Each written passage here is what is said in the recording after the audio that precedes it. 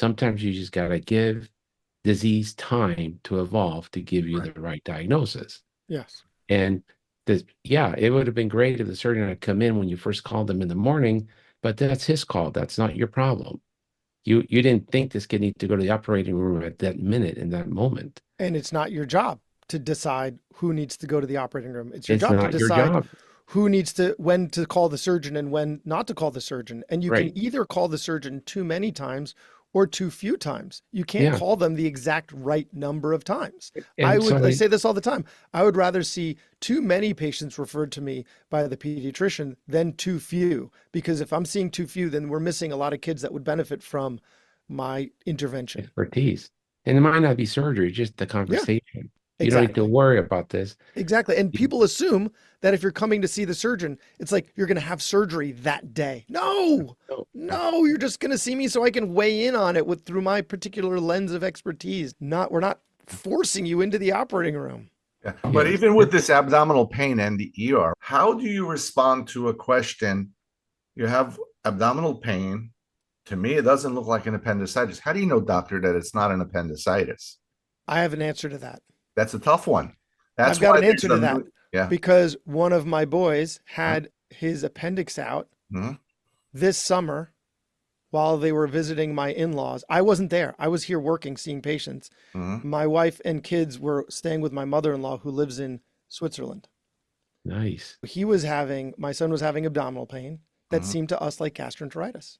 And I looked in the literature to see if you can tell the difference between enterocolitis and gastroenteritis or appendicitis. And the literature seemed to point at, oh, no, no, it is really hard, especially within the first 24 hours. Now, gastroenteritis usually goes away in 12 to 24 hours. So post 24 hours seems to be a good indicator. But this kind of goes back to what Dr. Rogu was saying at the beginning. Like, you need to give these things time to evolve so we can actually know what they are. Because early in onset, abdominal pain could be a million different things. But now they get CAT scans. Yeah, actually not in Switzerland. Not in Switzerland, but over here they do. And Yeah. that's how try to talk a case that goes south and you didn't do a CAT scan. You got a problem, doc. Yeah. You Yeah. got a big So I have problem. a question for you. So what do they do in Switzerland? Still just clinical? Clinical. Okay. Yeah, it's very interesting. And we have to get back on subject because Yeah. all these things are so interesting to reminisce about. Because I, I'm going to share it's not nice words I'm going to use, but when I was a medical student, I had an internal medicine physician who said, "You're not going to be an internist."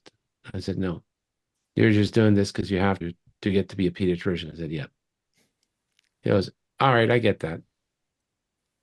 So I'm just give you one life lesson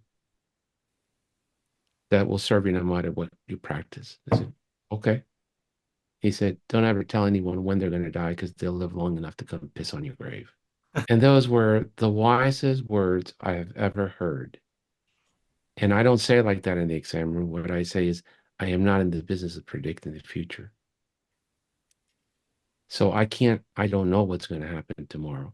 But here are the things that worry me if you have belly pain. And if your kid happens to have those, call me or come back to the office.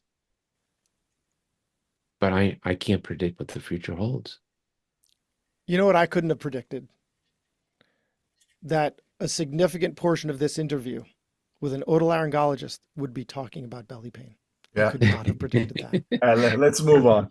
It's True. about testing, strep tests. Strep tests are a $5 test, not a big deal. CAT scans are really expensive.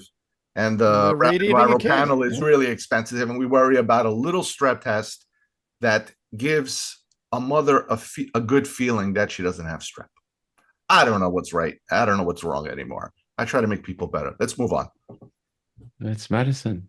Yeah. Nothing's right and nothing's And wrong. well, Every you do know individual what's has a right and different you do know what's expectation. wrong. And if you struggle with that, you know you're doing the right thing. Yeah. If you Yeah. see everything crystal clear, Yeah. I guess you're having